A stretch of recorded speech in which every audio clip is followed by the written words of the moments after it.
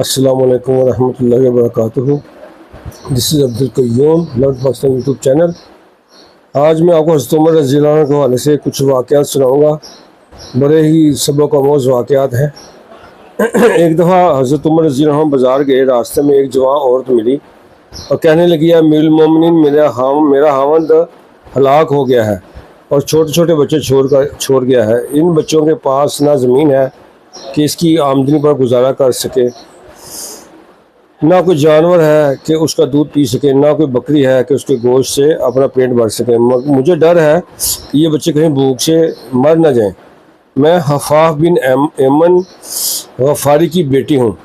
میرا باپ واقعہ حدیبیہ میں حضرت صلی اللہ علیہ وسلم کے ساتھ شریک تھا۔ حضرت عمر رضی اللہ عنہ اس عورت کی بات سننے کے لیے کھڑے ہو گئے۔ جب اس عورت نے اپنی بات ختم کر لی تو آپ اسے مرحبا کہہ کر گھر لوٹے۔ گھر میں ایک اونٹ بندھا ہوا تھا، آپ نے اسے کھولا اور 2 بوریاں اس پر لادیں، اور یہ بوریاں سامان جس میں تھا، کھانے پینے کا سامان تھا اور دیگر اشیاء ضرورت سے پر تھیں۔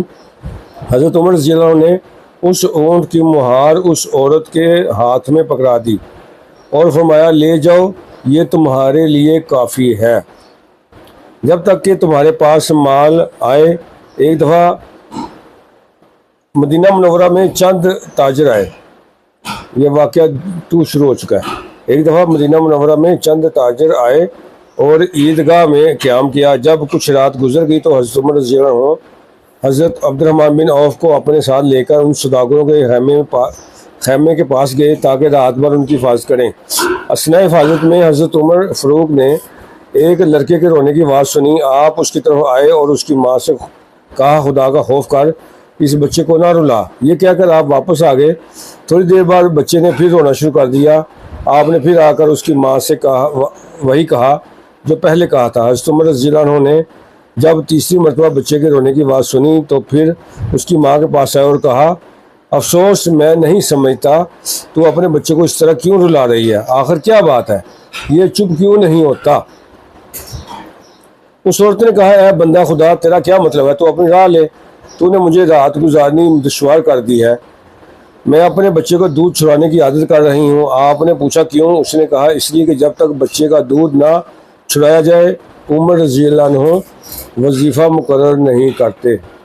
اس کی ایک الگ معلومات ہے کہ حضرت عمر رضی اللہ عنہ کے دور میں بچے کا وظیفہ دودھ چھڑانے کے بعد مقرر کیا جاتا تھا، وغیرہ وغیرہ۔ اس کی جو تفصیل ہے وہ کتابوں میں موجود ہے۔ آپ نے پوچھا، ابھی اس کے کتنے مہینے اور باقی ہیں؟ یعنی دودھ چھڑانے کے کتنے مہینے باقی ہیں؟ عورت نے کہا کہ اس قدر باقی ہیں۔ آپ نے فرمایا، اچھا جلدی نہ کرو، ابھی اسے دودھ پینے دو۔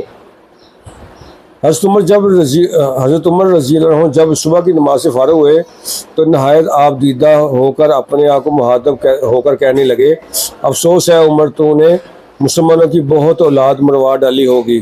اس کے بعد حضرت عمر رضی اللہ عنہ نے تمام علاقوں میں یہ اعلان کر دیا کہ کوئی عورت اپنے بچے کے دودھ کو چھڑانے میں جلدی نہ کرے۔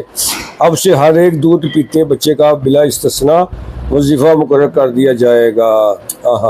سبحان اللہ۔ اور یہ جو واقعہ نا، یہ آج بھی نا عمر لا کے نام سے نا، یہ کئی ملکوں میں، ناروے، ڈنمارک وغیرہ میں یہ قانون بنا دیا چھوٹے بیبی بچوں کے لیے کہ جب تک ان کا دودھ نہیں چھڑایا جاتا تب تک ان کا وظیفے کے حوالے سے یہ